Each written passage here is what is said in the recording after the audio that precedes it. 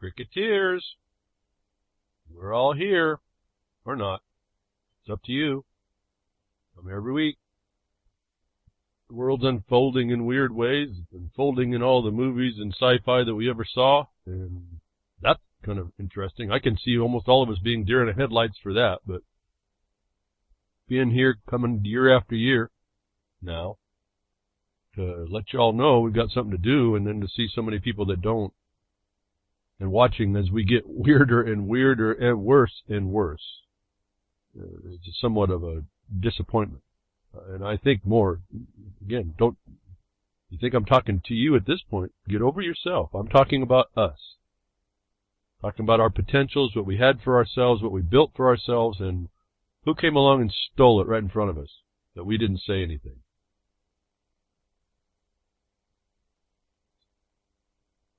So I guess I am speaking to you all. It's on a level that's not really judgmental. It was supposed to be a duty that we had. We were told we had that duty, and we didn't believe it, I don't think, or we didn't understand it. Or by the time we got here, as I said before, who knows? With all the technology that we're hearing has been working, and they slowly feed it out to us, a lot of us may not be capable anymore. The only reason why I can see why monkey would get rights, like humans, is because they're the same. No, it's not even on that. But the point is that you have been brought to the capacity of a primate monkey, orangutan, whomever, whatever. And I'm kind of sad for us all, not to have risen above at this point. But if I still see some intelligence, I see some light in those eyes, if you will. So I still think we're around to do something, and yet we won't. We don't, and I just don't even know. I'm wondering, what the heck do I do sometimes? I thank you all who convey your appreciation for me to be here and to bring on these things, and not just the news of the next thing that's hitting us right square in the face, but I try to think back on what I've been doing, and I try to offer you things to do about it.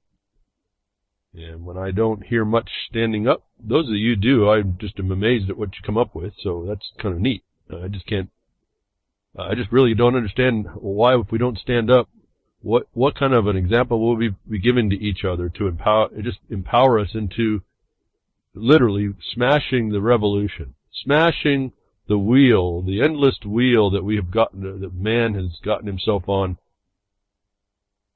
Just smash the revolution so we don't have to do it anymore. I don't think that's possible, but it's a thought, isn't it? It's a thing. Thoughts can be things, so it can be done. It's whether or not we're going to step up to do that.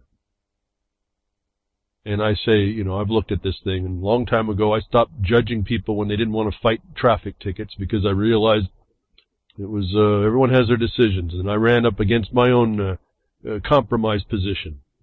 The thing is, those compromises are so far and few in between. They're more of a strategic decision, a tactical decision in the war against us than they are the habitual excuse. And I've only had to do that one. And it wasn't on something, again, it was picking the battle. What battle did I want? And I took from that a very high-level understanding of what was going on. And that has led me till today in the things that I can't talk to you about most of the time that we're doing. And I apologize right now. Anybody's got an email into me. The last week has been pretty intense in that. It's not intense. I sit here day in and day out. I do the same thing, but I'm intense in the study.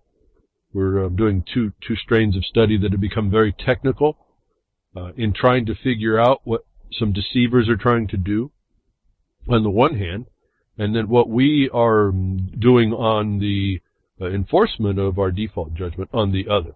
So almost the two ends of the spectrum.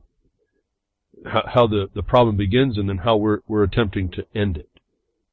And and a lot of this is, I guess, I can say an attitude, I guess. I don't have another word, didn't come to my mind. You either take this on as a wounding and see yourself as a victim and throw your hands up and do nothing, or you see this as the stick it in your face challenge that it really is to keep the type of lifestyle that was given to us. And I say that given the land disposal laws that I can point to. That to this morning, folks, this day I should say, they're unassailable against the lifestyle that they've been imposed upon us.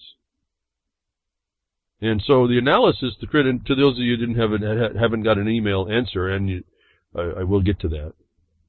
The analysis has become super critical to understand correctly because the deceivers use the very black and white I'm telling you to read and why you have to read it. They use that black and white in ways that it looks like they're using law. In fact, they're distorting the law.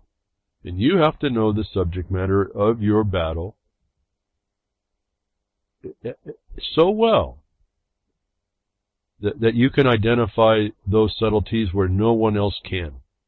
And this is the part I play with the people my colleagues that we work on. My part is, I suppose, we've never divvied up delegated jobs. It's just how we approach everything, and that's kind of sifted us through or organized us up in our skill sets. And mine seems to be able to look at this stuff and look at lots of avenues, lots of pathways, lots of potentials, and in fact see the transparent, see the lie in your face that looks like it's not a lie.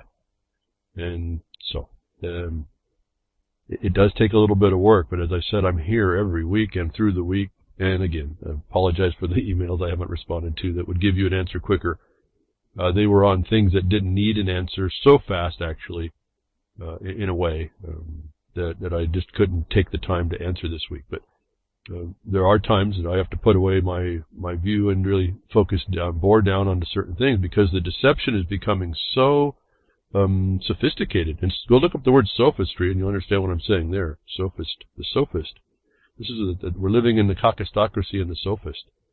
And so the subtlety, you can only understand what you're up against because the subtlety is now so great. The chameleon, the facade is so subtle that unless you really go down, in fact, I was talking to a colleague on something and he identified the one word that wasn't printed. It was omitted.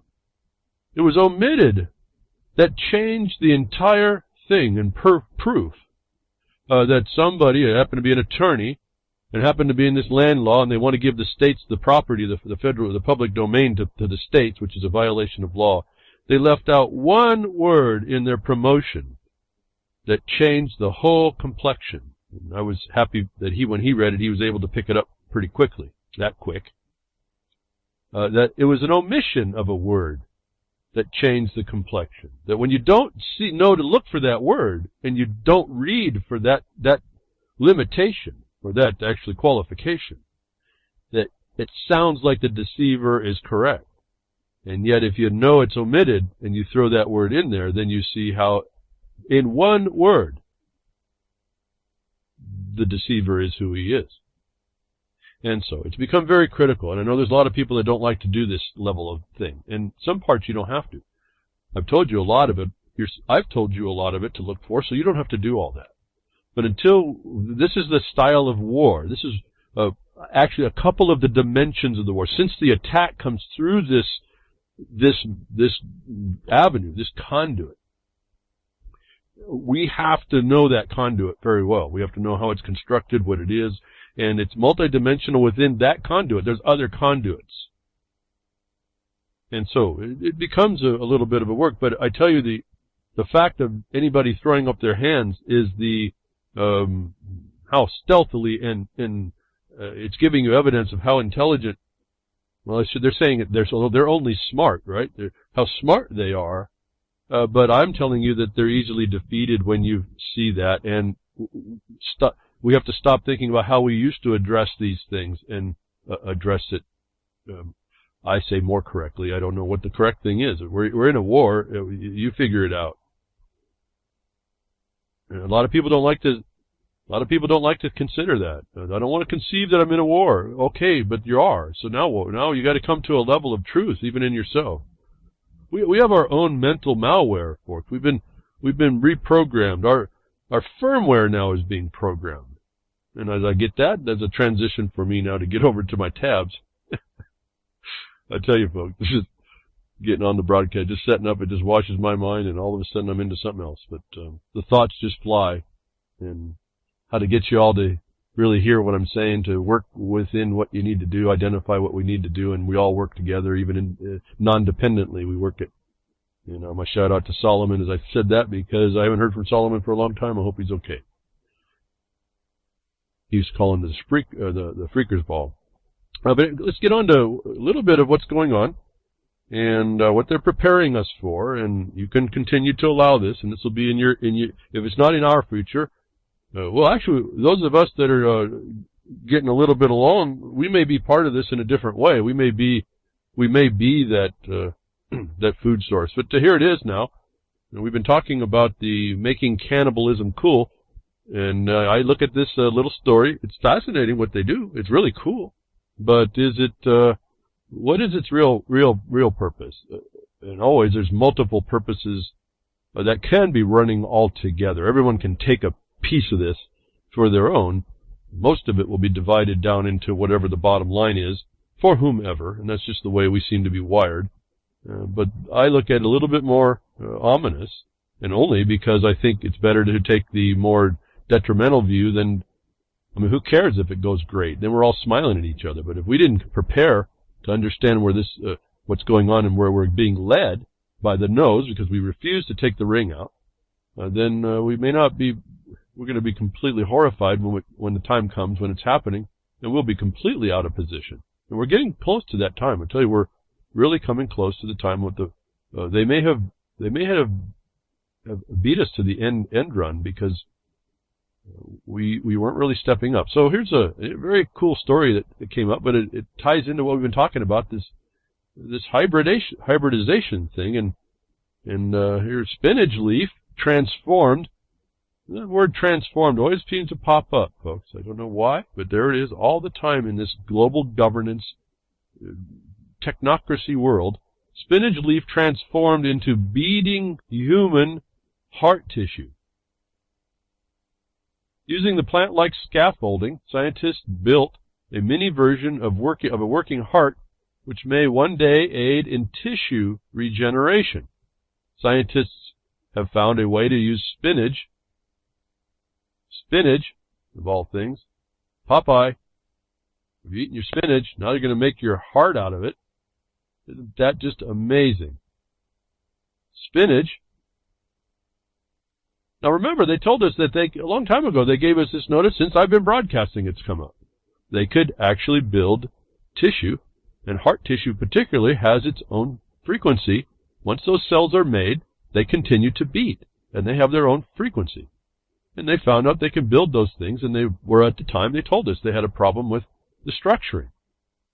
And so all this time, they've been looking to work that out. And so they found that spinach can be used as the scaffolding for at least a heart and maybe beyond. Remember, they're also talking about human hybrid and the pig to grow organs. So this is on spinach now. So now, the way I looked at this, let's consider the human spinach hybrid. Is it so far-fetched now? We got plant people, folks, coming. Not just pig human, but spinach human, you animals. We now have, they're talking about building scaffolding and infrastructure of transforming infrastructure for making plant people. Now do you see why Soylent is green? It's plant people, folks. It wasn't just people. And you're going to think it's cool. See, they can advertise this so well that you can have your protein and your vegetarianism going together. You can get a complete meal in this cracker. Cracker? UCY.TV chat. Thank you for tuning in or being in the chat. Spinach leaf, human hearts, plant people, Soylent green made a lot of sense to me. How about you? And remember, they're zipping up your DNA and unzipping other parts of your DNA. They're literally making the future they want, the types of hybrids they want. And once they told you they're trying to get this hybridization into normality, and they put you on a program where you believe, or you are conditioned to believe, you can sacrifice yourself to the hive, this will be all normal for most people. The product promotion is you can have your spinach and your meat in a nice nutrition-packed cracker once they get these hybridizations starting to go. And once they do that, again, there's going to be money to be made everywhere. The government will be taking care of their health care. They'll already be marked. Those genetic tests they're going to require will prove that they are the spinach man, or the spinach woman, or the pig man, or the pig woman, Pygmalion maybe, who knows. And to the cracker bin you go at the end. In the meantime, they're going to take care of your medical, and they might give you some of this, which I say here, public service announcement, be careful if you're taking this stuff. Please wean yourself off of it. Find other things. More evidence, it seems. I guess in the form of action of response. A pivotal lawsuit shows widely used antidepressants increases suicide risk over 800%. I want to read the story, just the headlines, folks. This has been reported already. This wasn't even a question. These antidepressants are working. These are just experiments. You're all guinea pigs. These are experimental stuff. The poisons they put in it with these so-called antidepressants, what's involved in this, are hurting people. And the government says that's okay. They give the license, the commission, the permission. The sovereign, so-called sovereign, gives it's a legal entity the license, the permission to do a crime against you. You know, it's like the Clean Water Act. It's not an act that to keep clean water. It's an act to pollute so much, and that's okay. And that so much can be quite a bit. And as I almost forgot, we'll get to say here, for those of you on Prodcast and Pastcast, this ought to be BTWRLM 207. BTWRLM 207. For those of you who want to search out the content that'll be posted a couple hours after this broadcast, and certainly up by the time you get there. Thank you to Grimner and RealLibertyMedia.com for the server archive space, which does in fact cost money. So I'd ask you, those of you that can, over through the year. We don't ask much. I'm going to ask it again because I think we're on the bottoms here all the time. Where you can, continue to donate. We shouldn't have to ask, but I do because we're at the bottoms. As I understand it. We're okay, but we're at the bottoms. So here we have antidepressants increases suicide risk. Continue to use those antidepressants, folks. Enough. The things that the government gave you is not going to be helpful. It puts a profit in their hands, and then what's the ironic nonsense that suicide is against the law. So nobody steps up to say, wait a minute, you're giving me something that now it makes me commit crime. Not only it's not no good for me, it commits crime. Even if I'm an animal under care, it causes me to commit crime. Just a off thought and a side thought. Why don't we start moving this stuff along? Why don't we have a statement in our face, in our mouth, in our mind to say to these lunatic sophists, psychopaths? Another PSA. Something to think about, at least. It's more and beyond to me. I've given you the idea of what really has to go down here, even if you looked at it and saw there was some use, and I do see that there in some instances some use, but it's a very special, narrow field. But here's some more proof. Keep taking your antidepressants, and you won't care about this. In fact, you'll be probably dead, long dead, and they'll blame you, not the government, because the government's not supposed to be blamable. Or the pharmaceutical company that's given license to pollute you and kill you and change you. We've talked about these vaccines changing you. Now it's been shown to change your DNA real time, folks. This is I say that, it's like a shocker to me even thinking about that. I guess I'm of the older mind that says things change over time. and it takes time to change, especially at the base DNA level, you think is kind of written in stone. Now we find it's not in a couple of ways. And really, I guess what we're focusing on, I'll get a little esoteric, we're starting to see that matter isn't what we think matter is. And if you don't mind, I guess it don't matter. But matter, we're an alchemical world in a way. These atoms can be shifted pretty easily to do other things pretty quickly. I really have a suspicion that's a secret that's known by people in wherever they are. I think that's a secret they know. I think that's how they do this. And so we're getting to see the glimpse of this real-time alteration of your atomic structure in this disclosure of the DNA being able to be unzipped and zipped by vaccine. That we move on now. Those all y'all that are promoting vaccines, I need you to look and listen to this. And those that have been hesitant, listen here, folks. Infant mortality rates regressed against number of vaccine doses routinely given. Is there a biochemical or synergistic toxicity? Now, just admit to you something. I had to read that 3 times to realize, what am I reading here? This is all this scientific jargon. What am I reading here? Now, some people may pick that right up.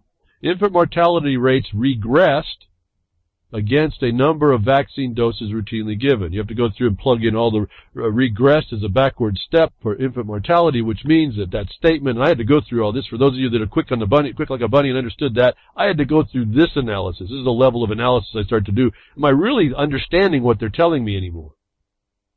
The regression of a mortality rate means the number goes down against the number of vaccines doses given. And they found that the number of vaccines that are given in the increase finds that the infant mortality goes up in all these countries and nations that have mandatory high levels of dosages. Your infant mortality is going up. The bottom line of the abstract says, the abstract, not the proof, but the abstract is a closer inspection of correlations between vaccine doses, biochemical or synergistic toxicity, and IMRs, or infant mortality rates, is essential. Synergistic toxicity, I don't think hardly anybody talks about that problem. This also runs on the heels of my thought about the antagonistic condition, that collateral creation of defense mechanisms in a cell just by causing a DNA alteration. So keep on taking all those big doses. Remember, there's evidence that if you need to take them and you find out they do work, and some of them, I think they do, there are some that are good. The clean ones seem to work. You can't take them so close together, and you don't need so many. And now we're probably in a study, and you can get the link here eventually at the Blogcaster. You can get the study that shows to put in your evidence, your bag of evidence, your folio of evidence, to show that we have serious, serious problems. Now, what nation would give a pharmaceutical company's license to kill the babies, and what would be the plan for that? It needs to be corollary questions. And when you go find out that the CDC, the government itself, owns has patents on vaccines, they're really a broker of their own products. You'll understand. Let's jump over to Clint Richardson's Corporation Nation. You'll start to see this thing, one aspect of it, even more clear. It's about the bottom line. Infant mortality rates increase with vaccine dosages. So keep getting those vaccines and keep being blind and keep sitting around watching everyone around you doing all that without giving them at least, you don't have to say a thing. All you have to do is present this paper. Along the vaccines, and I was telling you, we got the proof in the Army, the product pitch to the Army to do a DNA vaccine alteration of one's DNA to change their belief system or change their behavior. Now, this last week, John Rappaport comes out with Zika vaccine. Watch out. It will alter your DNA. So, as I told you, the Zika was fabricated by the WHO, not the rock group, not the OWL, but the WHO, World Health Organization. This was made up for a reason. Here is the reason. They already have this in place. You can read John Rappaport's report. He will lead you like he does to statements and reports that you can read yourself to prove it. Get it out. Put it in your bag of facts. Understand that they're saying, they give the words and talk about how this is and that it is a DNA-altering weapon. That's all I can think. It's a weapon.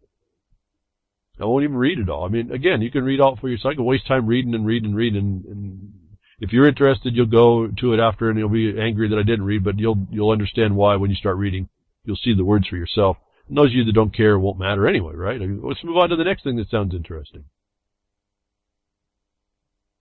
So the way the vaccine, they're showing that the DNA gets changed is that this is like a binary weapon style. They inject you with the synthetic parts of certain things. Your body responds to that to create other proteins which are synthetically created because of the false mechanism, and then the body turns on that. They're not actually giving you the Zika, which doesn't exist anyway, but they're giving you this. This is just a mechanism, a conduit of contagion to build up their proof as an open air experiment against you.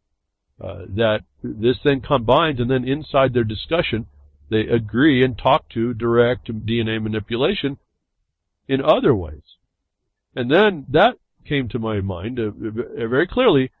Think back on when the Zika scare and thing came on, and didn't they go right after the women that were pregnant? When you read this story, it should trigger in your mind why that would be very important, because they also talk about how that would go through generations. Wouldn't it be the best thing to do, go after, since it happened so quick, to make a block to the mother, a DNA block to the mother, but actually have it go to the baby? And now you have your firstborn with the zipped and unzipped that will, in 20 years, most likely have more, and they can watch, because now they can do the genetic testing to see how stable it is and what happens. So it's right here, folks. There's no more a question that they're doing it. They know how to do it. They've been doing it. I think that Zika virus thing was all about this. And John Rappaport throws it out there like he does and shows you how that is. So in the statements of the government, I tell you the best statements you can get are from the confessions from the criminal. And this is what goes on. What else can I say? I can read his stuff. I just want to read it, but it's just, why? You need to really see this yourself. You can't take it from me. I learned that. If you don't get that, I learned that a long time ago. There's nothing I can say that will black and white prove it to you that you'll die, you go to your death upholding a position, a principle through what I say. You'll definitely be able to do that through your private research when you know in your heart of hearts whether or not you've fudged a little bit or you went to the wall with it. And there's beyond doubt it's called the real conviction, not the one the legal puts on you. But you are convicted by your own actions. So continue getting the viruses, the vaccines. The pig's fly flu, I suspect, is identical. These are we've been told they're all fabricated, they're all made up. And they get us into the fear mode. The herd runs in the fear, the herd runs, and the herd gets itself. It's the herd of guinea pigs. Yeah, I'm positive. I just think about this stuff. Why are we allowing this? I'm saying this stuff? Some of you already know all this stuff. We've heard it. It's not even like this. This is like old news. This is all just confirmation of what we know have been told us over the last 15 years. Openly.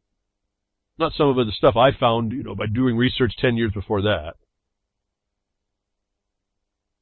And we sit here and do nothing about it. And we still talk about it. I'm wondering, how much do we talk about it? How long will we tell ourselves about this? And are we using that as the antidepressant? Fires us up, but killing us at the same time. Get ourselves all worked up into no potential, and so we commit suicide. Whether that's physical or in the mind, folks. Mind-aside, I guess, is what they're working on. They want your behavior. They're getting it, folks. The Zika thing is going to get it. And they're getting it on a generational, they're getting the proof that they need on a generational set. Already.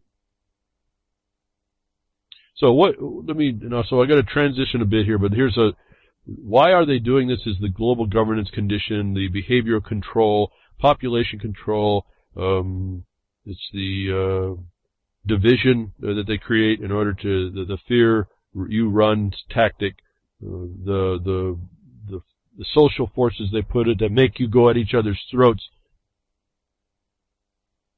all the while making it an honorable thing to do, and you didn't stop and say, wait a minute, it was not principled to do that. It was also not principled to watch it and not go someplace to stop it otherwise. See, those people were in the streets. I told you got to go into the government and find out these people that you were supposedly voted in as representation. Are they actually doing their duty? That was the republic that we were to keep. And if they're not, you're being violated as well, and you're allowing it. And that's how they get the people in the streets fighting amongst each other. Like, the anti-Trump and the Trump group? Nonsense. Nonsense. You see how easy it is to get people at each other's throats, and it's all stupid ignorance. STOOPID. Stupid.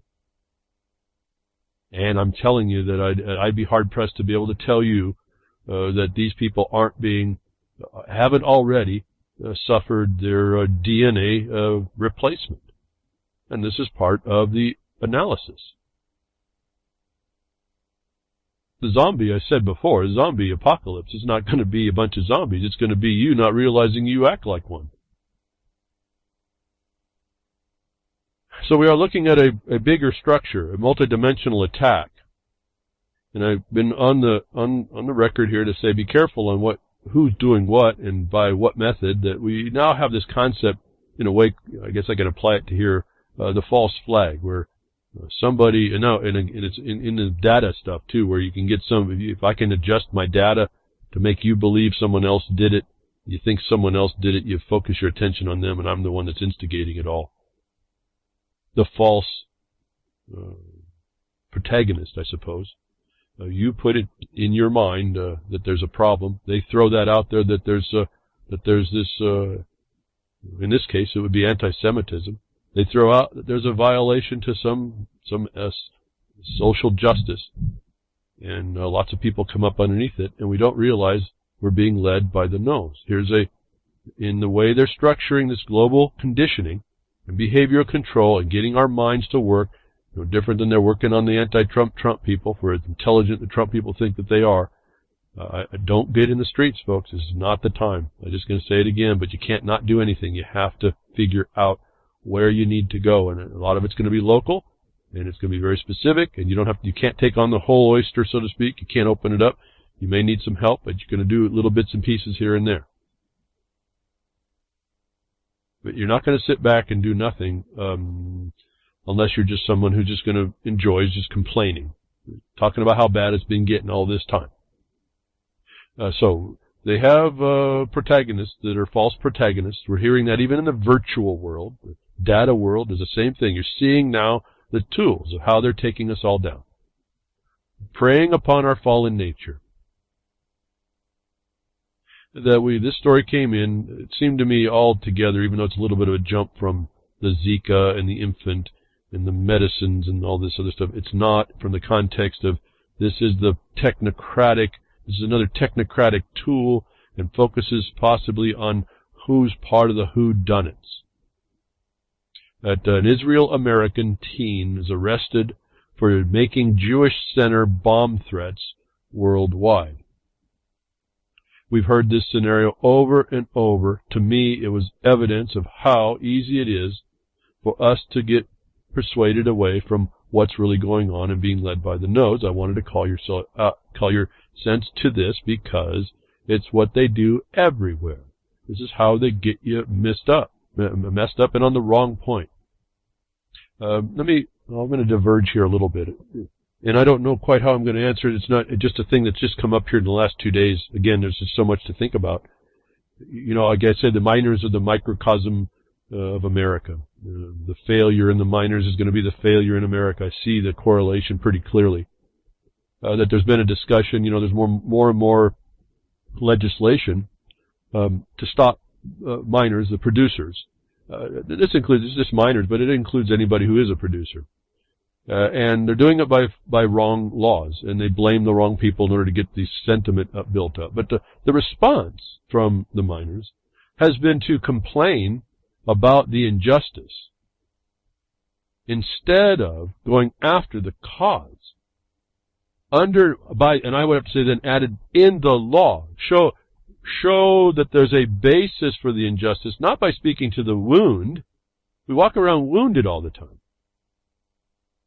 We complain about the wounding, and that we're being continually, when we're suffering the wound, and the whodunits. And we never go to the place of the violation that gave us the ability to say that. That I'm finding again over and over, maybe this isn't so simple to figure out, but it really isn't that hard to figure out. That my response when I started to see it wasn't, it's easy to jump into the wounding and say, yeah, we're getting hurt, this and that and the other. But it's much more difficult when you're wounded to step out of your own wounding and to look at, well, what is the real purpose, the cause of this? How did they get here to make us feel that, to make us be wounded? To really, not beyond wound, it's harm. And my response was they're again rhetorical. They're not really questions. They're knowing the subject matter sufficiently to jump in and point out where the violation was in the form of a question.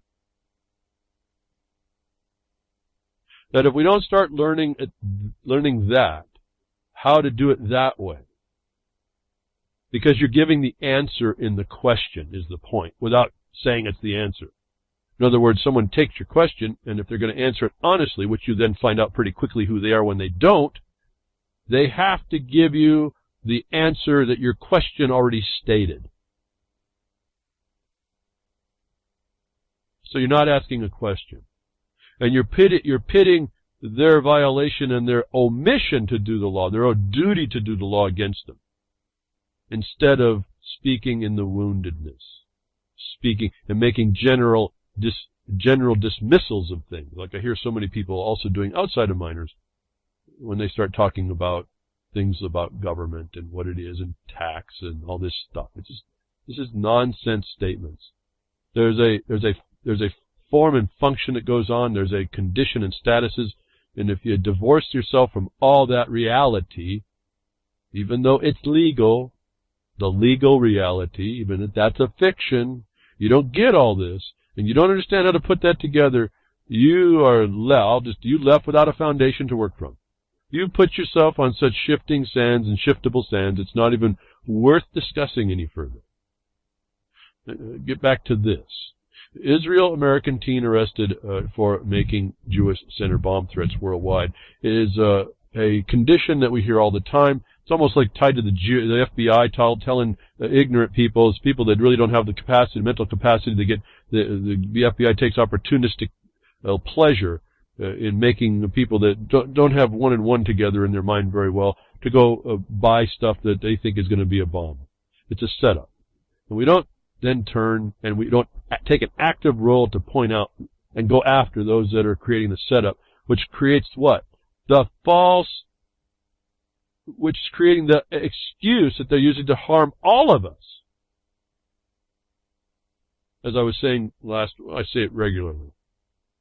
We're not getting to the core cause, which is these psychopath sophists are making evidence of things that they fabricate that they then use as a reason to move forward, and then they have little tricks like this that someone who makes the complaint of anti-Semitism, and I am not even going to touch the anti-Semitism ignorance on the definition alone.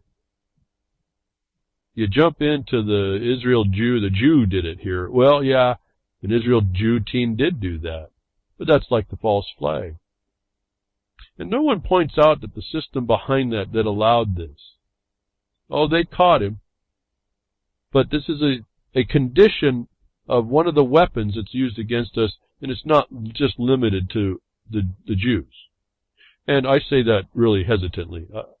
I really came a lot clearer in my mind when I realized if you want to lay claim to a land, there's a way to do it. None of you all are doing it, those of you that are there. And then we have this problem with the anti-Semite statement, the incorrect use of it by the very people that are doing this kind of stuff. Making Jewish-centered bomb threats, and they're a Jewish identity. It's not real, and not real respective to the land that they're trying to claim. And I haven't heard anybody talk at the level of land disposal to be able to explain that better to me. And yet we get caught up in all of this stuff, and no one says, whoa, it's not just about this obvious violation. It's about what the underlying condition that's continued that allows this obvious violation. And that it's a tool that they use in those that will wield it, and all those people that are running their agenda on all of us, are using to get our minds. This one happened to be caught. This is what they're doing everywhere. It's been brought out, that technique has been brought out now even in the digital thing, where we find out that the NSA or CIA has the ability to place malware in your system that can change, they don't even do it your malware. They create the means by which they can alter the digital information that you read that looks like it's somebody else doing it, and they're the ones that are doing it to themselves and getting you to go focus on the other. That we get to this data, it's proven out. Another dumping was made by WikiLeaks Vault 7 under projects called Dark Matter. And for all of you all that have, we've been talking about Silent Weapons Quiet Wars, they allow you to plug in, and it's already, that place has been set for you, a nice bed, a nice nest for you to settle into, and you will choose to settle into there, and you are part of their major Borg system. And it's all part of the ability to plug in and get you plugged in so that they can surveil your entire life. As I just heard someone say, it's like having an NSA or CIA agent standing right next to you while you work now. Apple and Mac firmware. And when we said, remember I told you this before, it's not the software. When it gets into the hardware, it's hardwired. When it gets in the firmware, it's instructing hardware. It can be changed, but it is inside a system that you can't get at. It's now come out. It's all confirmation. It's really not new news. It's not even new notice. It's just the confirmation of what they've been telling us. It's been happening. And I just related over to Silent Weapons for Quiet Wars for you all because it's a simple place to go. It's a simple document to read. It's not so simple to read if you don't know what you're paying attention to. And they covered it up with this electronic information, which has its own meaning too, but it's a little tougher to get through. The firmware means that the infection will persist even if the operating system is installed. The operating system is your software, which runs by the instruction of in hardware that is instructed by firmware. And the CIA has in their Apple system, Apple Mac iPhones, folks, all y'all with an iPhone, you were hacked by the firmware. This is what I've been telling you before. It doesn't matter about your encryption now. It doesn't matter what you think you're doing on software side. When they get onto the hardware side, you're done. Now, this isn't really even new news. If you all remember, or were aware of, a long while back, some technician stumbled upon the fact that Dell Computer had worked into the hardware a hardware keylogger. So we were given notice that Dell Computer, for whatever reason at the time, was already wanting to see and jump past whatever you could do to protect yourself in your own systems where they're looking at the surveillance state that you plug yourself into. I don't know of anything around this. When you get into the firmware, and that's not the worst one. The firmware can be reprogrammed. The hardware would be the worst one. When the system itself, that circuit, that silent weapon circuit you plug yourself into, only operates to do what it's planned to do, that's going to be the worst of it, which is why the Dell Computer came to mind here, where this is software. All your iPhones, all of them, folks, and all your Mac devices have been compromised. And this is only the second dump of a multi-dump exposure. of what the government, the United States government, is doing. I can go through all, again, I can read it, but I just, as I start to read it, I just get something that says don't. Again, you all either know about this or you want to know about this and you go read, or you're not interested. And so it doesn't really matter, because you need to see how and what and where and why. And some of you are really intelligent, more than what I can do in certain things, that you can contribute to all of us what we need to do, how we can do it, if it's possible. Or understand that the government is literally standing right next to you while you do everything. And my problem with that isn't so much what I do, it's what I don't do they'll say I do.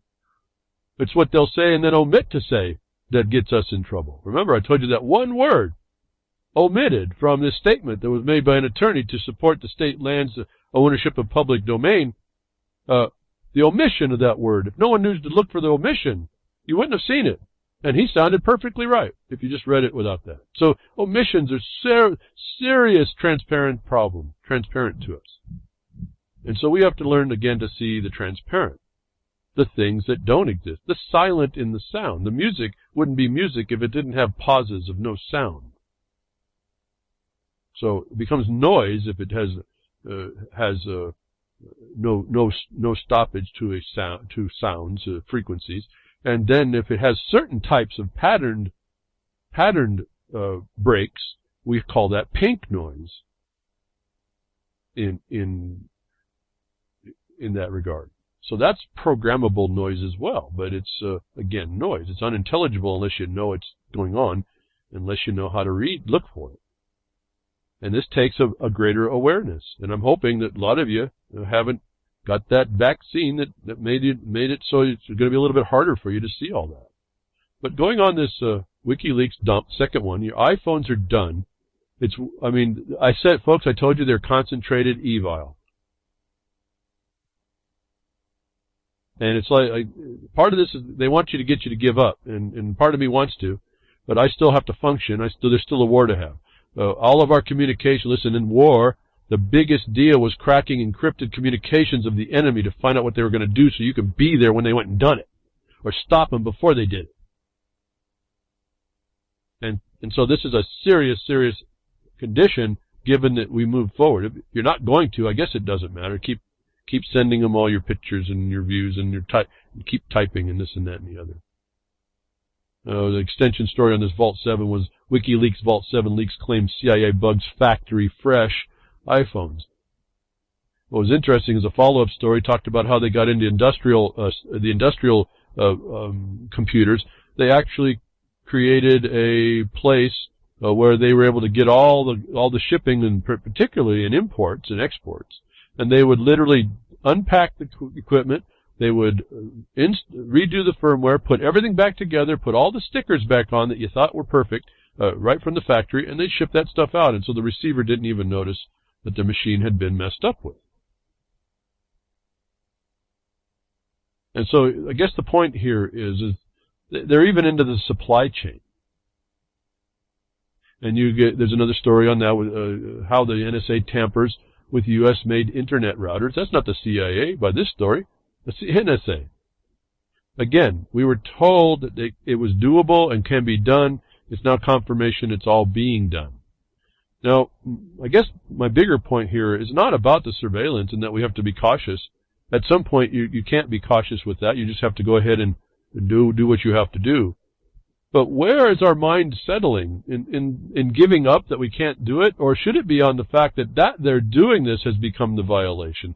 We are, I guess I've told you before, we're no longer in the government of the people, by the people, for the people. We're in the government of the caucustocracy and the sophist psychopath. When did that become all right that we are crickets? No, instead, you'll go get your injections and you'll go out and fight amongst yourself in the streets. And you'll claim some title. I'm flying the Trump flag and I've got the anti-Trump flag. Or you'll stand by as a bystander and laugh at it all. It doesn't matter. I mean, we're not focusing on what we have to do. And this is evidence that there's a war against us. And we can go through the details. I call this becomes the minutia. How much more are we going to talk about it? I bring it up to because we're still in the early stages of being vulnerable. Our problem isn't the fact that even maybe that they can see some of this or all of this stuff. It's what they'll make up about it when time comes that you need to be put in your place. Now I want to point out to you the fact, if you thought that you had a government by and for the people, how is that now not proof that the NSA and the CIA can tamper with that structure, that isn't an overt, an open comment, an open challenge. Again, as I told you, when they allowed Battlefield, in the context of Battlefield America, when we admitted that, when the government admitted this is warfare on the Battlefield America was real, they agreed to that, you saw the agreement to a dereliction of trust. This trust established, not the trust that we have, that the trust that was established that they keep, that we were to witness, that they were to keep, was violated. We no longer have a United States. We no longer have that setup, and we can prove that in a lot of different ways. That everybody that's not speaking to that is also crickets. So go ahead and fight amongst yourself, Trump, anti-Trump. You just lost, you're fighting a battle but lost the war already. Consistent with this disclosure that's coming out about the totality of the I can see that it's happening, but there's a potential. I don't know that they're in every place, but anyway, it doesn't matter. Let's just take the worst. They are everywhere. We're now getting, as I told you, Windows 10 is malware. We hear it now in a report, security alert for those of you that have Windows 10. And I looked very carefully. I couldn't find anything other than Windows 10. This really was the big jump into big data malware by a private company who claims possession of these things that you buy. They claim the continuing possession over these licenses, which I think are a violation as well. In other words, it might be that they have a standing license, or not a license, but a protection and patent.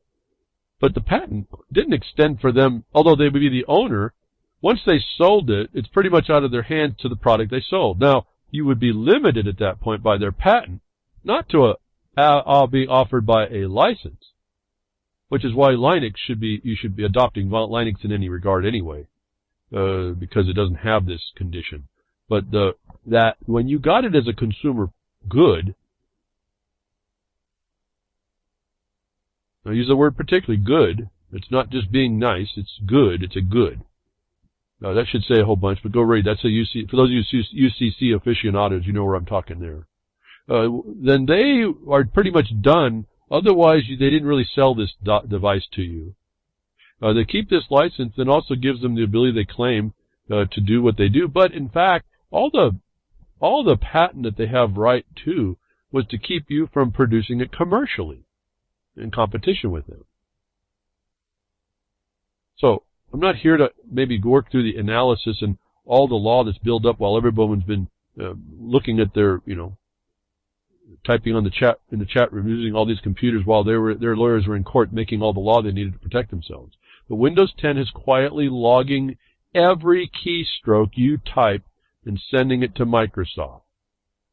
This article says this is how to stop it. So this is something that you might try to do. My problem with it is just because you find the page that you automatically put in that you didn't customize your entry, and you put in you didn't want your information going to Microsoft. Why would they put that default to them instead of default to no?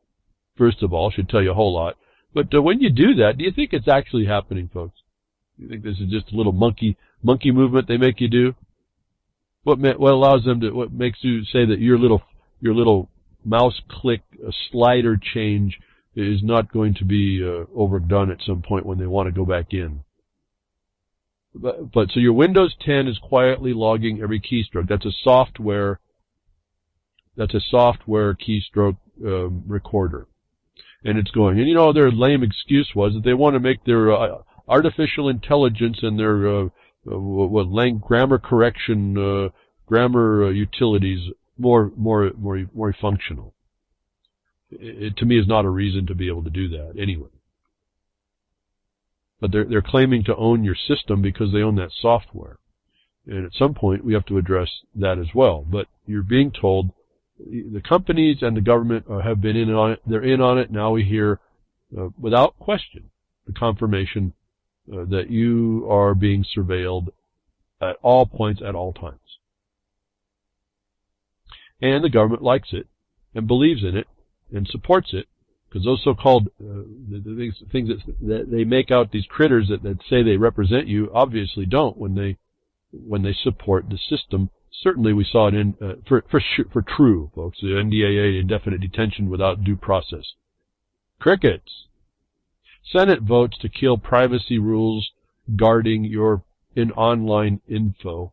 Was right in line with this. Now, not only, I think this is also in part and parcel, I'm telling you that their keystrokes are going somewhere, and now they're saying that also the ISPs can use this information. It's about private party commerce use of data that I've reported on this before, now it's now been voted on. It says the Senate voted to kill Obama-era online privacy regulations, a step toward allowing Internet providers such as Comcast, AT&T, and Verizon to sell your browsing habits and other personal information as they expand their own online ad businesses. You are a commerce host. They call you the client. They say they're the host. They're lying to you. You are the host to the parasite in a commercial context. They're telling you that the Internet is not a place of constitution. It's a place of commerce. Now, if they're going to build a second Internet, then maybe that's where we start dividing it. This one's for commerce, and this one's not. In fact, that's the thing I dislike about Twitter. I mean, not that I'm embracing Twitter to say it this way. I dislike Twitter because every time they send me an email, they want me to improve my business. And I don't have one. And they don't offer me something. Well, why don't you improve? Here, we want to give you the better way to express yourself through the First Amendment. Here's some tools you can use to better get out to more people. No, they don't talk to me that way. They say, improve your business. I'm behind a woodshed, folks. I don't have a business. The points are all in our face, and we don't make the comment, the statement, the assertion that we need a place that's privatized. That isn't in the usufruct, I didn't cuss, the usufruct of the common way. See, that's how they've related this over. They've used this as a franchise. But when I'm on the sidewalk, I have the right to not participate or associate with everybody. If you're going to build a second Internet, go ahead and give them what they want as far as their commerce, but provide for us a private one. When you build 2.0, don't destroy 1.0. I mean, to tell you the truth, I don't know how much faster the Internet needs to be when I can talk to you over a wireless, through a router, to the system, real time, and I've got multiple encoders going. I don't know that I need a whole lot more. I can watch videos, I can do it. So maybe the existing system is fine. Why don't we just privatize that and let them go ahead and build their 2.0 and see who shows up? I don't know. I'm just talking out loud. I don't have a clue about doing what they do here, but your ISP, your local ISP, will be able to now market you. And remember last week I told you, if it's hacked, their information's hacked, they don't have to tell you. Your digital life, your whole digital being is open to being manipulated or controlled or hijacked or whatever. And the Senate is cool with that. I don't know why you should be. It's not for me either to make up all the solutions of what you do and have you all say, oh, that's not going to work, that's not going to work. That doesn't work. You have to find what will work. That's not for me. I do what I do. I find what I find. I can just tell you, folks, all the stuff I've been doing for the last 15 years, relevant just to mining law and how expansive that became. I've found ways. You just got to get involved. You will find ways. They're out there. You won't have a concept of it at all by looking out from the peanut gallery. Outside looking in won't work. Anyway, Senate agrees with it. Interestingly, the same time the Senate does this, the Supreme Court came out with an interesting thing about the phones. Now remember, they just said that NSA and CIA were in iPhones from the factory fresh iPhones. They were in there. They were in there in the firmware. Now, I'm not sure how, I didn't have a chance to really look at this or reconcile this. I don't know how this can be reconciled.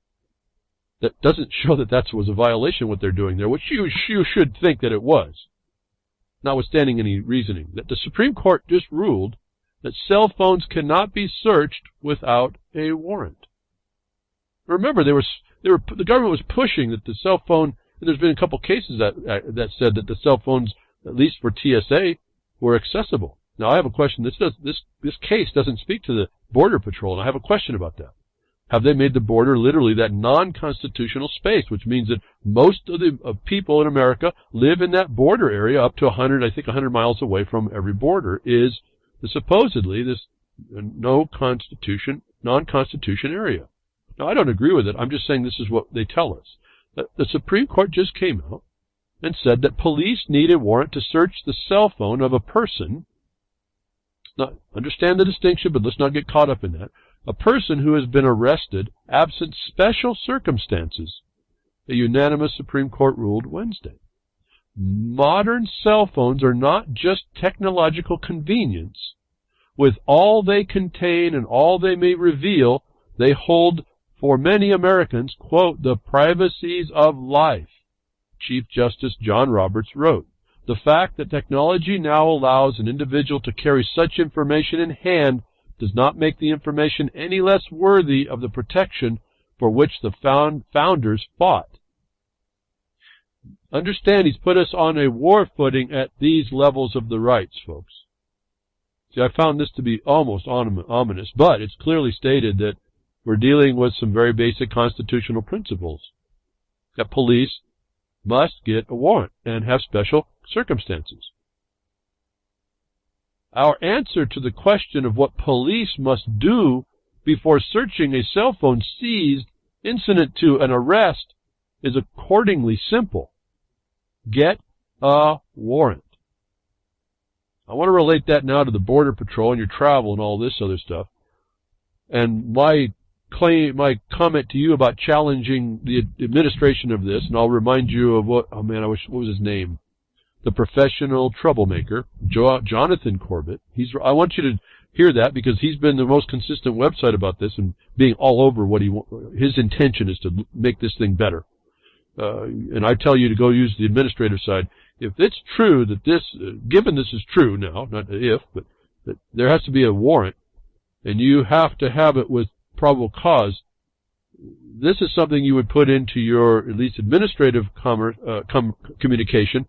How does this case not stop you from doing that if you wanted to inquire?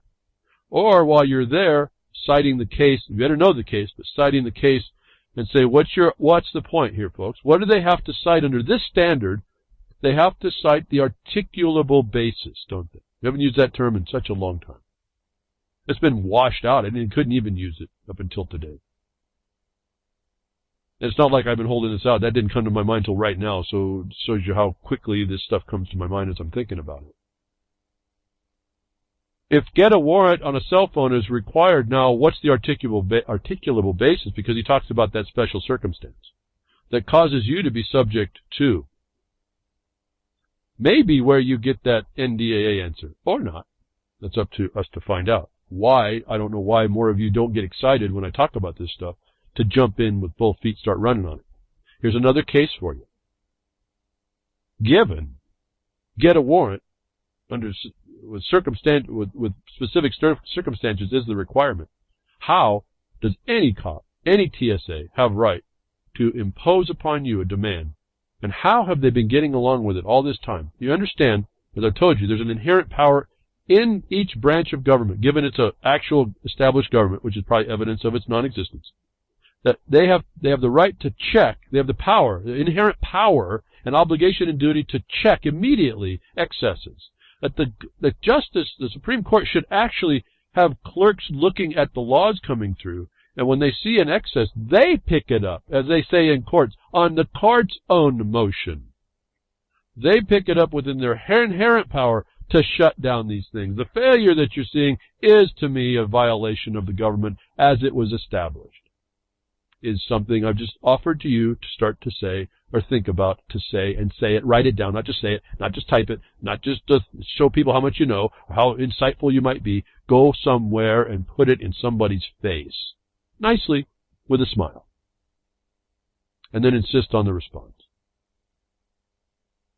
Remember, too, once you get them into a question they can't really give you a good answer to at an administrative level, there's no real violation or rule upon those points that they can put on you in that moment. Another problem with the microcosm of the minor, they don't tend to know that. Now, it doesn't mean, it's not because I don't, for want of saying it to them all, that's just how people don't want to listen to me. People don't listen to me. It's really fascinating. Some people listen to me, so that's not an absolute. What I'm saying is generally, people don't listen to me.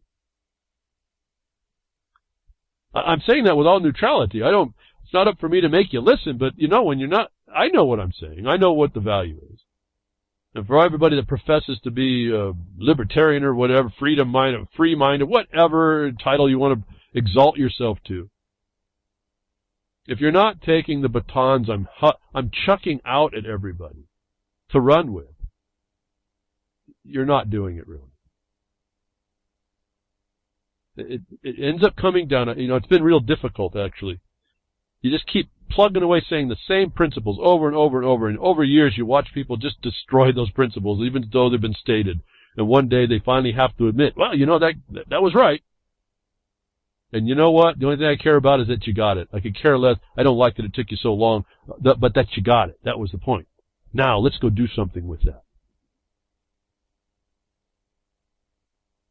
I really don't have that judgment that way in me. There's a judgment more about what took you so long. But now that we're here, let's run. We don't have time to mess around. If nobody else gets it, then we get it. That's enough for us. So get a warrant was what they just talked about. Wow, pretty clear, pretty interesting. That throws the since 2001 out the window, what they've been doing to us all. And this is despite the NDAA. So I'm a bit encouraged, but I'm wondering the extent. Where does this thing stop? And this is the question that I've always had about the courts and essentially the Bar Association. They won't tell you the complete answer. Oh, they'll come back later to give them the auto. We didn't discuss last case on these premises. And so there may be a point for a clarification. But my view anymore, because of our lawsuit in 2013 where I was doing the research about the inherent powers of the branches of government to check the other ones, that is a first power. That's an unwritten power of immediate response that has to happen.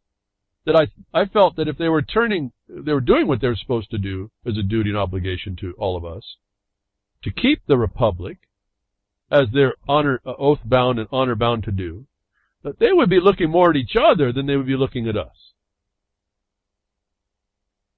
I'm offering that as a thought for you all, if you haven't thought about that before, to start incorporating in your discussion. Like I said, I come at the suffering and woe and wound a whole lot different. I want to know, who the heck are you to cause the question or the wound or to be the sufferer, causing the suffering? Where? Based on this premise, just state the law. Based in this point, how are you not contrary and inconsistent to law? And then, as I pointed out to you, go to your local state. You're going to have a place where someone coming under color of authority to interfere with your rights, properties, remedies. That's 2 felonies, and then it's another felony. 4 felonies. Theft by extortion or coercion, and under color by commission and omission. That these officials are doing this, and I hear crickets, just stuns me. I really have more appreciation for the ants that invade this time of year. I'm still battling those little jerks. They are persistent. They know what they're after. They don't stop. They don't give up. They're intelligent. There's a ton of them. Now, I might mean there might be a ton. And I see more integrity in the ants than I see in people anymore. I absolutely appreciate their survival mechanism to maintain the hive. We don't even rise up to that, even though that's where we're being forced. So, fascinating thing here. I thought it was kind of neat. Don't know how much traction it's going to get. But a lot of that's what you assert, isn't it? I keep telling you, you only get the rights you assert. And then I found out you have to identify that the one you're speaking to is a criminal. Stop this nonsense about going to the system. The system is a crime. It's organized crime. Stop saying that you can't beat them. Stop saying that we're going to them to get an answer. I'm not asking these people for anything. And you shouldn't either.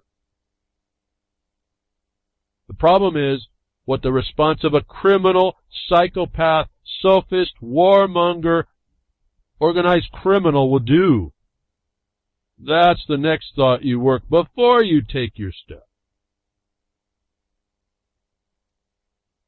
Again, I am not one to say, most everybody else I see will throw government under the bus and say government. The word government means mind control. No, it doesn't. That's just been made up.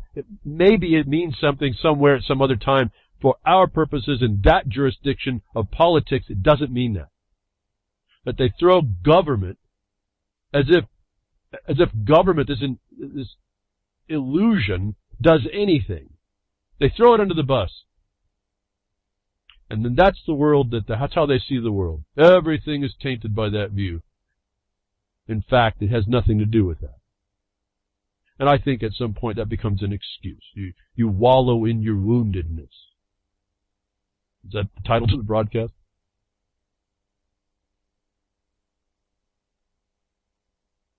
We wallow in that woundedness. We don't really think past it. We're trapped. We're our own false news. We're our own mental malware. And that, well, we're going to continue down the primrose path thinking that we're doing something until that awareness shuts down, stops, and we start to engage the problem, the cause, the actual cause. It's not government. It's people in there. It's the usurpation of what we could see. I have an absolute now, I didn't know it before, but mining districts are the purest form of government that is the example that I haven't had anybody come to me to say isn't the example to show us what real government is. And it's not what you see today. It's not corporate. It's not, well, okay, I've got to be careful on that. Every organized body is a corporation, but its status as to what kind of a aggregated interest it is as important to understand it. I don't hear anybody talk. I don't even talk about it because it's so mind-bending, actually, that I can't even start to broach the idea. The other thing is I won't, because then the know-it-alls will step up as, oh, now I know what he was talking about, and then they'll go mess that up. And this is what I see going on in lots and lots of places. I'm having to learn to be tight-lipped. I have to tell you all a bunch of stuff that I can't tell you a bunch of stuff. I have to literally hope someone steps forward that I can take them to the next step and bring them to an awareness.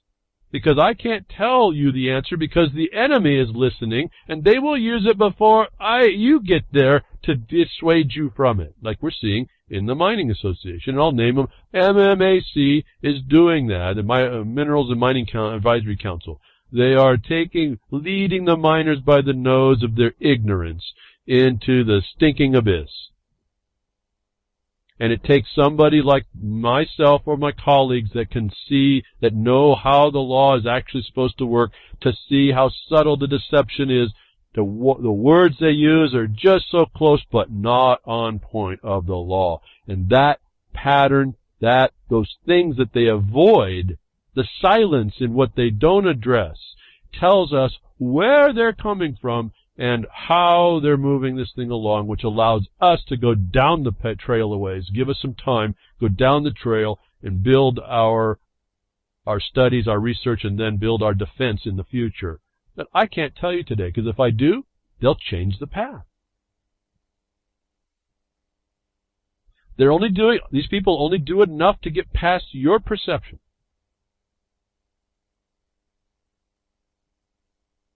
Do you get that, folks? They do just enough to get past your perception. They create that perception. and they get past it just as they know you commit to that. They know right where to step just outside where you can't see it. Is why you have to be learned enough in your subject matter to be able to and then you become wise, and you don't tell them all you know. You only tell them what they need to know. And you're doing that not to keep something from them, and certainly not the one you want to bring into awareness. You want to do it as a protective device to identify the deceiver. I rarely tell somebody everything I know if there was a time to be able to do so on any subject matter. I give everybody enough to let them go build their own knowledge, and they have to come back. That's why it's important that you require someone invest their time. It's not just the investment. It's that investment will tell you over time whether or not they're more earnest than they are being a deceiver to you. To find out what you know that they can use to deceive others. Because most people are lazy, and they'll accept what they're told if it looks cool. Cannibalism's cool now, you know. In fact, I'm making hybrid spinach people, folks. You get your meal all in one cracker. Meat and vegetable. Be a hybrid pot people. That'd be kind of weird, wouldn't it? That would stop pot sales.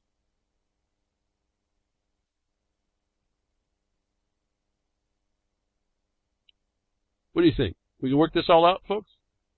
It's a weird world, won't it be? Some of those real wild 1970s rock LP covers. Now you thought the psychedelic times, the psychedelic era was weird. What did they come out right after? Boy, that was weird.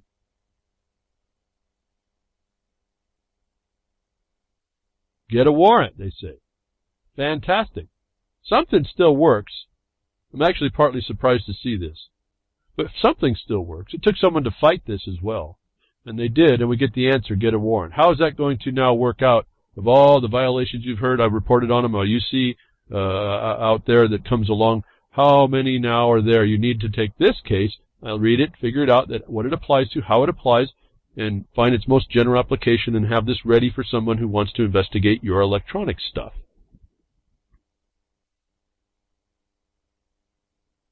You may have to do it in an advisory capacity, or not, excuse me, in an administrative capacity, to go find out where does your jurisdictional law enforcement sit with this new thing now.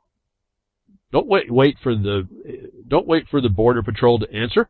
You send down a letter. You know, go to find out who the most important key party is there in that department string, and make your statement. Put out what's going on. Find the line. You find the line. They're not going to tell you. They're going to wait till you walk into the trap, and then you got to struggle to get out. And they put you in Chinese finger cuffs. That's all I can tell you. Part of my job is to tell you don't stick your fingers in those cuffs. And there's ways to avoid, not evade, but avoid doing that. And you put the cuffs on them. But you don't do it by wallowing in your woundedness. You don't do it by continually crying on how bad it is and how screwed up it is and how it ain't going to matter. No, what matters is that you find out how they've done it to you, and you go ask them about that, not as a question. I'm not asking them for anything. My question says you had a duty you failed to do. In other words, we do that show cause in the form of a question. Show cause how you haven't violated these various things. Your oath, the obligations and duty to the trust, to the establishment, against treason, and to me. Given, again, the rhetorical question is, where was the nexus that you had the right to do this against me? And this is where the production comes up real quick. There isn't one. There's no reservation to the state to impose upon land or the production from land granted by Congress, by the mutual contract made between the state and Congress to do so. It is an extension of all of this as well, if you know how to tie it back to your right, enjoyment, continued use, and your right to acquire and continued use. is never a statement I ever hear coming out of anybody, and even the attorneys, who won't, because they're here to subvert y'all, notwithstanding the prior case. What are they going to do in that case, as I'm thinking about it? Say that there isn't any more warrant available? Are they going to tell you that you live in battlefield America? Or are they going to keep this thing as an ongoing question? That's what my concern is on that last case. But to follow it up, we got something else that came up. Shows you that they're willing to say to infringe the unstated one on a problematic presentation of the attorneys, not explaining the proper case, if I can say, the proper point. Appeals court says prior restraint is perfectly fine and refuses to rehear the 3D printed gun case. In other words, the government can restrain you prior by its assertion of something that we are now sitting under, the excuse called national security interests. Now, you'll get the link. The report goes, well, I'll just read some of it. It looks as though the Supreme Court may have to step in and settle a particularly thorny question involving the First Amendment, Second Amendment, national security interests, and 3D printed weapons. Cody Williams and his company, Defense Distributed, sued the State Department. Now remember, see, I told you be anticipatory, engage these people before. So they sued. This is a pretty cool thing, actually. They sued over its demands he cease distributing instructions for creation of weapons and weapons parts. The State Department came along too late to make much of a difference. It claimed Wilson's instructions violated international arms distribution laws. But by the time it noticed that Defense Distributed was doing, the instructions were all over the web. They still are. And no amount of litigation or government orders is going to change that. Now, let's go back. First of all, they talk about, for a second, national security, and it's like some kind of a tension between that. How actually is sending a digital file actually an arm? An international arm is more particular what it is the first thing that comes to my mind. It's not an arm. It's a digital file. So this kind of gets over onto what they've perturbed in like Kim.com's case, where the file sharing and patent rights, copyright infringement. They contort this whole thing. But going back, they want to focus this on the First Amendment, his right to do this under the First Amendment. And they're saying it could infringe the Second. And I looked at it and said, the Second is supposed to be you're not supposed to infringe the Second. And the purpose for the Second is to check excess government. In other words, the Second Amendment is the enemy to the government and what it provided as a reservation to the right of the people. In other words, we extend that over and we say, we the people have the right to associate with each other in order to be prepared and prepare for a potential execution of the Second Amendment as reserved. Says to me, it doesn't matter about the international arms. The pinnacle of resistance should be in the United States. The pinnacle of preparedness against its government should be the United States. The international arms, and there's fear that it's going to go to some foreign enemy's hands, is not very well conceived, given you are a foreign enemy to the District of Columbia. You are a foreign enemy, not allowed anymore, and now determined by it as an enemy combatant with no rights. You are an enemy by way of the Second Amendment being an enemy to the government. What is their authority to make that, I would call, lame excuse of an argument where that is the people being allowed to prepare, having the right to prepare? No different than you have the right to the ammunition for the arm, not the firearm, not the regulated weapon, the one we have right to bear and keep. Bearing and keeping includes the right to acquire. to prepare, to store, to have all the required pertinences that allow that. That when I started to see this again turning on the First Amendment, their right to print this, publish it, I'm seeing the subjugation. That's an infringement on the Second. And what I always see missing is why the Second exists.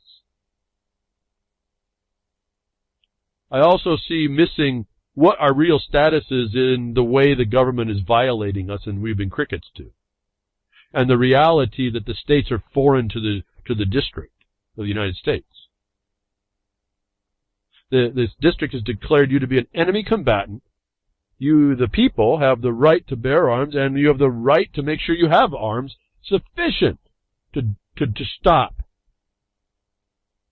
Is the thing I keep hearing being missed, and I suppose it's being missed, and I will attribute it to the fact that you're being represented by attorneys, and they are a part of the bar association of whatever nature that has committed to promote and to where appropriate, which is there would be nowhere appropriate, as a usurping force, foreign force, to promote the disarmament of the people, as evidenced through the NGO status of the Bar Association to the UN, and that plaza pistol with a knot tied in the barrel, which is treason. You hear the crickets, folks? Did you hear the cricket? So where the Supreme Court stands on the Founding Fathers' intent, this appeals court comes back and uses State Department preference. See, they prefer the government over the right is another problem. There's so many wrongs here, I just can't go through them all, actually. I guess I wanted to offer a different tack to take that goes to the heart of what the problem is that's going on here, that gets watered down. Now, maybe some of you know Cody Wilson. I don't think if he has an attorney, they'll pick this up. Maybe you can persuade him to throw this in on it if they go to the Supreme Court.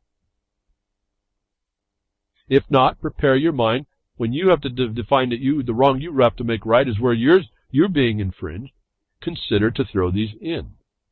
Apparently, the Founding Fathers' intent is important. Get a warrant. As I suggested to you before, what court anywhere has been given the authorization or jurisdiction to determine the Second Amendment?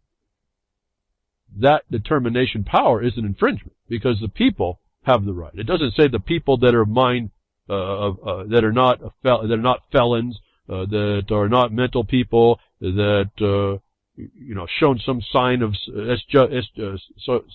social justice infringements. Now, I know I'm saying something a little wild because, I don't want a crazy man or woman with a gun. I mean, that's just not what I'm saying here. But if we don't make that line more definite and we allow the evasion of the question, they won't answer us in that point. We may not get the answer, as in the prior case, get a warrant. How simple was that? That this question had to go to the Supreme Court should be another problem for y'all.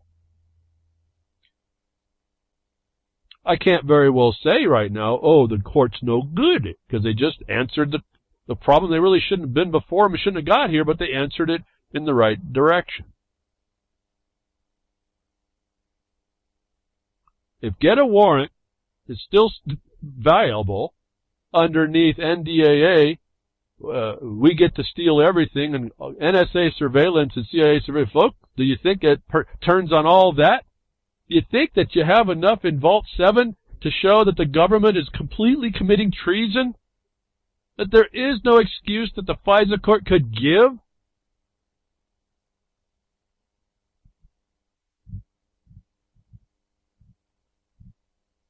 Why don't we have enough? Why do we keep talking about it, I guess? Why aren't we just slinging our arrows everywhere at the enemy within the government? Because it's not the government. I just can't see that. Even as complex as it seems to be made, again, reducing the government down to a mining district, folks, do you understand? Mining districts were grantees that assembled. That's why we're called assemblymen.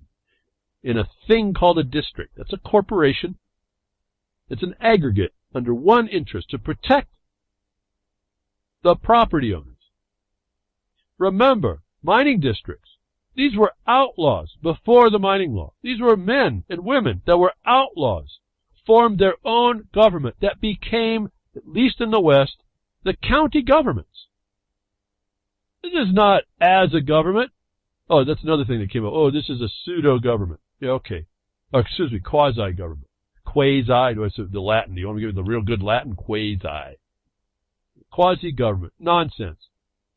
These are the starting of your county governments, and they started with people that were property owners that were working together to protect each other in the law and in the property so they could keep peace amongst themselves and from outside interference to continue to do what they would do, which is produce for the rest. Is the heart of the government that now I look at it in that regard and I see how far away we are as a people in so-called democracy. Mob rule. 51%. One more vote than the rest. And the majority is one more than the rest, and you win is not what we're talking about. And it isn't even that good at the administration. It's one bureau rat making a decision, and you all go down. In this case, in the courts, they had probably maybe 3, maybe as many as 11 or so that said no to the rest of you. On one case, in the Supreme Court with what, 8 now? I'm surprised they even got this through. Is it equal to equal? I'm surprised they're getting any decisions through how frail now the judiciary is. The majority there, 8 or less, and I think that was actually 8, decided for y'all on a statement that says pretty clearly you need a warrant. Why was that even a case? Why was that even subjected to the chance? Now, if it needs a warrant, and we see the Second Amendment being infringed, and if the Founding Fathers have anything to say, and you're supposed to be protected, and the appellate courts are seemingly getting it wrong, and it takes so hard to get into the Supreme Court, and anybody who's not an attorney probably is highly likely not to get in. And on top of all the corruption that it takes to get in on that, as they go through, they're imposing upon us. We hear cops given pass for shooting innocent man in his own apartment. No warrant, no reason to suspect victim of crime. Outraged dissenting judge argue. You can read the story. I told you folks, there's going to be a day, and we already had that day, but we're going to use another example of it. You as an innocent man or woman will be, and even babies and young ones, there's going to be a day when you're going to be pure as the driven snow regarding any crime. You're going to be in the place where you were thought to be secure in your papers and things in place. Your castle, which should actually be a law in every state. Your castle, Texas castle doctrine needs to be in place everywhere right now. But you thought that there was this protection. The Supreme Court just said that get a warrant. That was certainly clearly written. Second says don't infringe. You have a right to protect yourself and be secure. And yet, right the next story this week, cops given pass for shooting innocent man in his own apartment. Shouldn't be okay with you. Should be the evidence of why it shouldn't be okay with you. Yes, the man came to his door with a gun. Shouldn't be the license to the cops to kill him. In fact, it was a very short time ago, he still did. Had he survived, I think, given the law prevailed, he would have been in his rights to shoot the cops because they didn't have a lawful right to be there. But given the pass to the government shows you the war that you're in. I keep telling you, this is the standard. If you avoid it, if you avoid the war, you may try to evade the war for a while. And I say evade, not avoid. Evade, because it's your duty to stop the war against you. You evade that war, you can evade for a while. In fact, you might actually get out of here without ever seeing too much of it. One day it pursues you and finds you. You may evade it, it won't evade you. There's just no way around that. It just seems to be the natural law of our fallen humanness. notwithstanding the founder's importance here in the one case, the cops are given a pass to shoot the innocent in the place you belonged. And yes, I hear a little bit of outrage, but I find no organized rejection of a crime. See, the anarchists and people, had a little bit of a disagreement with me, but I'm still saying you'll come around eventually. You finally realize what I'm saying, you'll come around. I'll say it one more time. Anarchy is the organized rejection of the society within which you exist. That's it. Nothing else. Your philosophies don't attach. Stop attaching your philosophies to the simple definition of what anarchy is. Stop attaching philosophies of recent consequence. Stop attaching philosophies that wounded people attach, in general condemnation of everything that they thought wounded them.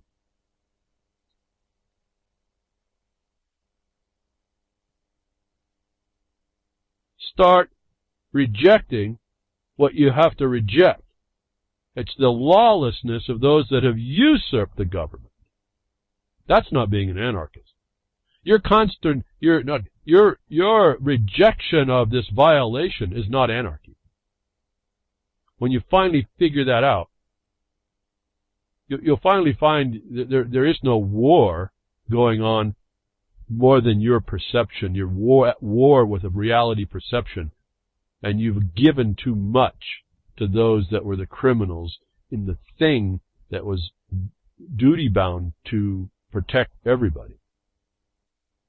Not civil rights equally that way, extortions of every kind. No. That it seeks the peace. That it sits in respect. That it worries about it being attacked by another branch of government more than it worries about it being attacked. Because why would it be attacked when it's being peaceful? No one would tolerate that. But we have failed. And we've allowed our perceptions to be wrong and adulterated. We've allowed a bunch of things to be added and heaped on to condition a position to give us the intellectual excuse to sit back. Filling a pothole is not anarchy. It's fulfillment of our obligations to ourselves. Rejecting the cops killing innocent people is not anarchy. But the rejection in statement and no further action is not a rejection either. That's an accessory. You might be the anarchist in the context that those cops that are getting a pass are actually contrary to the society you were supposed to be. So your affiliation with that by accessory is an anarchy, but it won't be what you intended. Again, I see the inverse actuality in so many places due to our ignorance of our construction of what we think the reality is, and in our gross rejection of things we ought have thought a lot clearer on, and maybe, I would say maybe because we're always open to that choice, more properly not rejected, and for the proper reasons to retain it, or have a really proper reason why it needs to be rejected. Then we would be on some of the fringes where we really are the things that really need to be fixed, the things that do need to be fixed. And until I can see that people have a proper understanding, we're going to be coming to conclusions based on false constructions that are actually working opposite to our own interest. Condemning the wrong thing, even though we inward condemn what we see, we're actually aiding and abetting those by not stopping them and showing that they are the anarchy in the system. Not you, the anarchist, you think. That means we have to agree that there was a fundamental governmental system that was proper. And I can relate it to anybody right now to give us a more simple view. It's not so simple. Again, in this case, simple becomes efficient and all that was needed. When I looked at the function of a mining district, there is no apathy in a mining district that way. You show up, you go to the meetings, you make decisions, every month about the direction that that district goes, if there's a direction to take. And the only reason why you have a direction to take is because there's an invasion that's gone on against your interest. The assembly of which meets to meet that as an assembly, an aggregated interest to protect everybody. And everybody is involved. And only those that are involved are subject to it. Is not force, is not theft, is not extortion, is not coercion, or any of the other nonsenses I see attributed to a fiction. Disregarding who's doing it and what that means when you didn't take them down for the criminal they were within that system. Lawsuit. Police destroyed farmhouse to capture homeless man armed with an ice cream bar. How much do I read here, folks? How much do I read? Upshot of this is some homeless guy broke into somebody's farmhouse. The guy who owns the house shows up when he's got cops all around the house because someone called up and said, hey, somebody, not homeless, but somebody broke into this house and we need the cops. They send the owner away, and the SWAT team then shows up to destroy his house to get the homeless man, who apparently only had an ice cream bar inside there, to defend himself. The arrogance of this military machine of which is when the guy is called back to his house to come and see what happened, and the all clear was given for the homeowner, so-called, to show up. The property possessor. He gets there, he meets one of the SWAT members who hands him a business card for their insurance company and saying this should take care of it.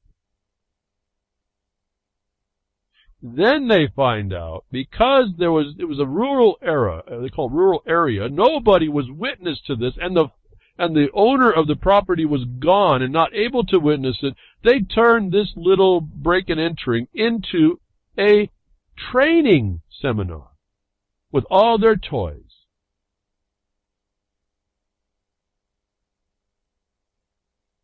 That this guy comes back to all this and hand a card to their insurance company to cover the damages.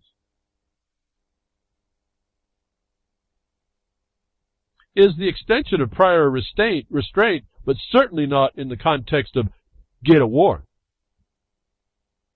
They use these exigencies to build up now an ability to militarily attack your property, and then they hand you an insurance card.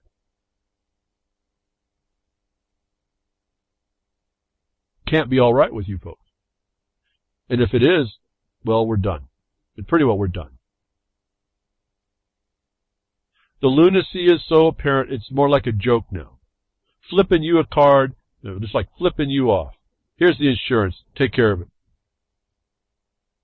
Now, at that point, I don't even know what the lawsuit is because they claim that they can take care of it. Apparently, the fixing fell short. But given that the Supreme Court still today recognizes the Founding Fathers, to see what happens in the next two events is really how far distant the District of Columbia and the Supreme Court is from the real-time functioning of the rest of society, so-called. See, to me, I don't see it as a society. This is an invasion. The color of authority of which is all these folks that are in government under color of lawful government. Can't be what the anarchist is attacking, unless he's an accessory and agrees with it.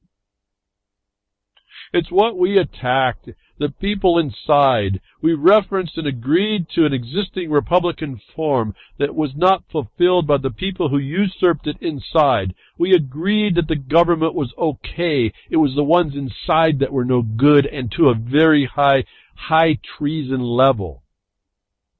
And they agreed. How'd they agree? They didn't answer. And the society that created the rules for justice said that when they didn't answer, that was a default in judgment, conviction against them. we didn't abandon that either. Now we have a denial of justice, don't we?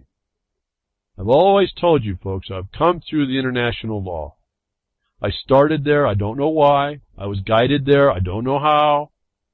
I didn't even know why I even opened and cracked the first book of Benedict's on Admiralty. It's an encyclopedia. My quest to find out where America went started in international law. And here I am today telling you the provision of denial of justice has remedy, and it's in the Constitution. And we're here to use that remedy is available to us. Means we are a failed state. Our government has failed by the people in it, just like we said. And they have brought the people. If you don't believe me about the battlefield America, and you don't fully listen to what I'm saying about our lawsuit, or just said lawsuit, did you stop them? See, wrong attitude. We're making and made and new to make a proof. I've told you we're on a war footing. I've told you that there's military oppressors all around us, and they come in different forms. At the point of an international law, long time recognized denial of justice, the whole of the people are in a state of war and liable. I don't know how many ways I'm going to be able to tell you and show you we are in a state of war that the people in the government, not the government, the people in it, abused and brought us into a state of wartime liability. I think you need to go read Libre Code again. I think you need to go read Libre Code and then go read the Constitution and go read some of the international law regarding this. And I'm not going to tell you what that remedy is. I'm not going to tell you anything more about it. But this is where we are. We are in such a dire strait in this country that people were talking about really dumb things. Almost everything I see is really talking off point. I talk mainly about it just to try to bring people to the next awareness, hoping that it'll mean something. In this regard, I can tell you, I do believe I and my colleagues, as I'm working, when I know something, my colleagues know it, or most of it. This is where we work.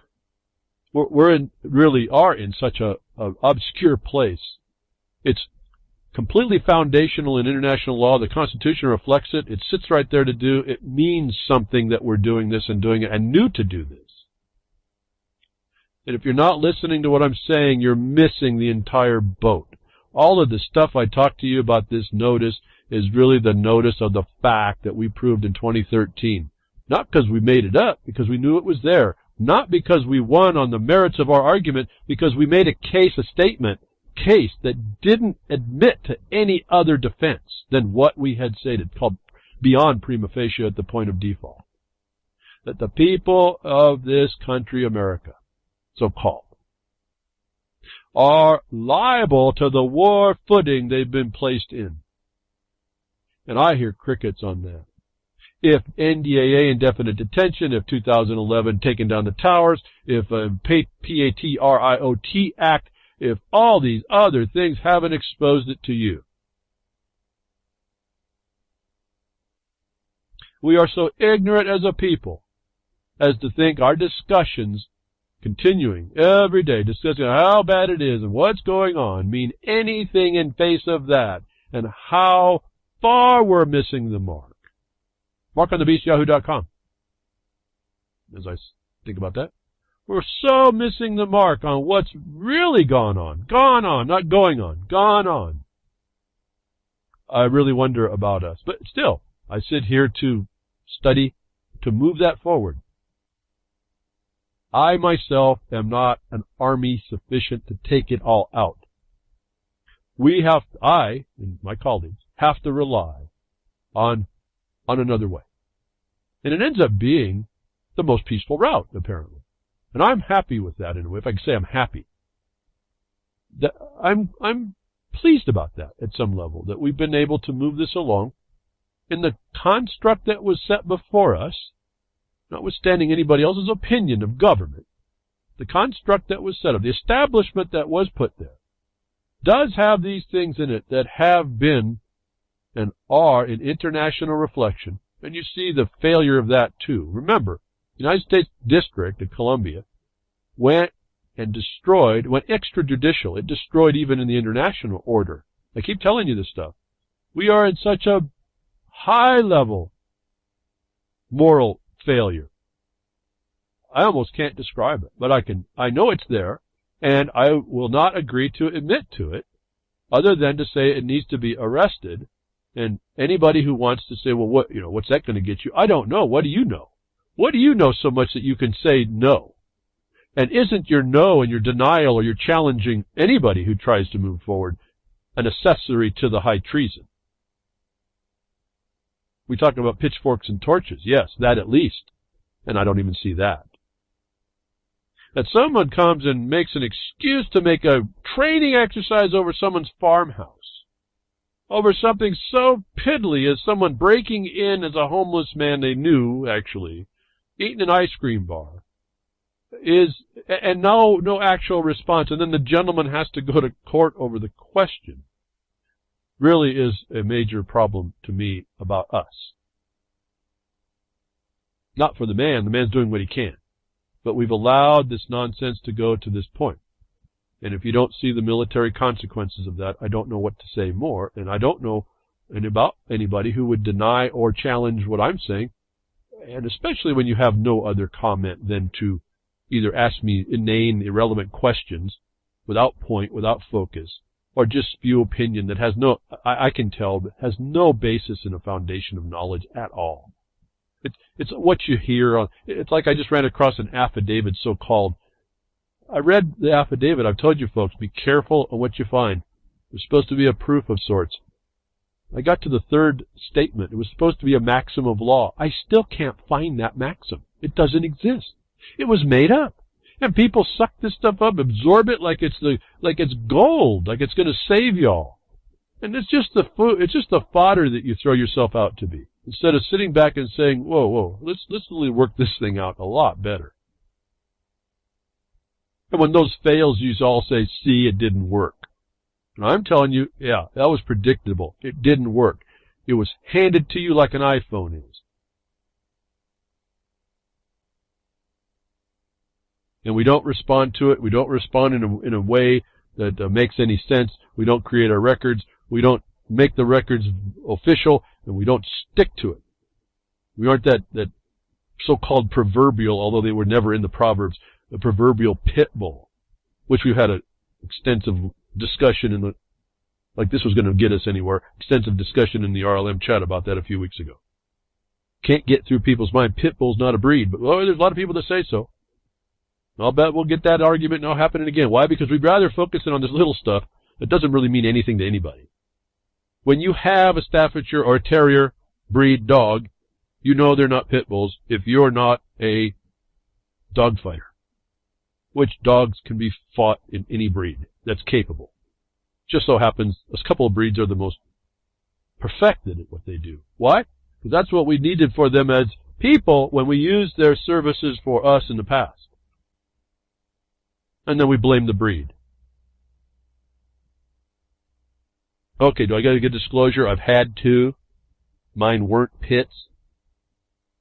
Oh, that's a good name that comes off the tongue, but it doesn't do justice to the condition. It certainly doesn't do justice to the breed, which I'll have to say is some of them are a handful.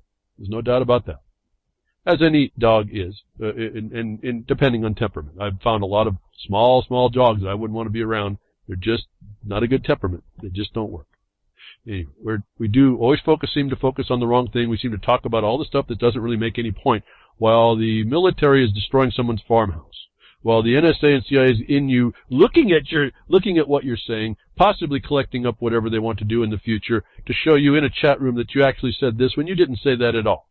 Why? Because you came out and you finally got something, you got a backbone, you stood up and you started to say something and said, we're going to take this chump down. And you didn't come fortified with the black and white. You came fortified with some stuff you found on the internet that you didn't go back and prove didn't exist. That was probably put there by these same people to set you up. Make you look like a fool. Now, I've been asking you all to do what you can in those things that are important to you, like the DEA and this marijuana, cannabis nonsense, all this stuff. If you start making this record, you start exposing, you start moving forward, things start to pop out. Let me move on over now into other health issues, if I can. This is a chemistry company that wants to mess with your chemistry. As we talked about last week, MonSatan is scrambling to bury this breaking story. Don't let this go unshared. And what this report shows is the glyphosate was tested for in popular foods. I guess I could call them junk foods. I don't know that Doritos and Fritos is food, but I don't know. They're corn, right? Forget the GMO. The glyphosate is what they were focused on. And there's a report out that did an independent study that shows that glyphosate is gobs and bunches more in your food feed. I'll call it feed now. The exposure is supposed to only be 0.1 parts per billion, and it's over 1,000 times more in your feed. You need to see this, what's been passed as food, what allows to be passed as food, which MonSatan certainly doesn't want you to know, that is only brought out when you address it. You take the wrong you need to make right, you find the question that wants to be contained as an enigma, and you bring it to fact. More stories with this MonSatan in your feed. Remember, if there's glyphosate, there's worse, because there's thousands of times worse product than the glyphosate that they put in there. They are so-called inert ingredients to what it does. Roundup cancer risk, another report. MonSatan Company has been accused in court documents of ghostwriting scientific literature that led to U.S. regulators to conclude a key chemical in its Roundup weed killer shouldn't be classified as a carcinogenic. They ghostwrite the papers that they need. This is just, why isn't that any different than Vault 7 finding out the NSA and CIA could write your digital life? But MonSatan has been charged with doing this on a case of non-Hodgkin's lymphoma that's alleged in the lawsuit that's there and happening, and it's allowed to happen. Again, evidence, folks, if you just track it down, those that find this as a repulsive, you have the evidence now. Not the notice, not the news, the evidence. What I try to bring you, and then I suggest how you use it. This is, like I said, it's beyond media behind Woodshed. I don't know what more to say. Everyone wants to go media, oh, we've got a business and all this other, got a business on the internet, I make money on it. Nonsense. Nonsense. That's the trap. That's why I've been doing what I've been doing. I'm not so proud about how long I've been hanging in. Every week I show up. It's because I committed to this, and I'm really just being respectful to my commitment that I'm here every week to tell you, and again, this is something that we have to address both hands. Both feet are on the run with knowledge, intelligence. Thank you for being here today. Something I said today was helpful. Get y'all working on something. Thank you, Grimner, for what you do, RealLibertyMedia.com, and the podcast, and the blogcaster, and the Jules at UCY.tv. Thank you very much for your help in presenting these broadcasts and pastcasts, and Vince for his help in promotion, and Grammy Mary for the SoundCloud, and freedomsnetwork.com, social network. Hopefully that can become the tool of help, smashing that wheel of revolution, stopping this nonsense. Take care. I'll be here next week. Protect this, and nature will.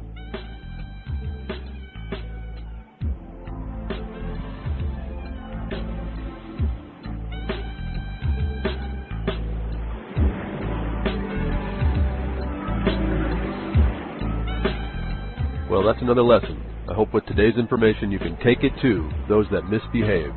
From behind the woodshed, leaving his mark on the beast, this is Hal Anthony. Till next time, journey with purpose.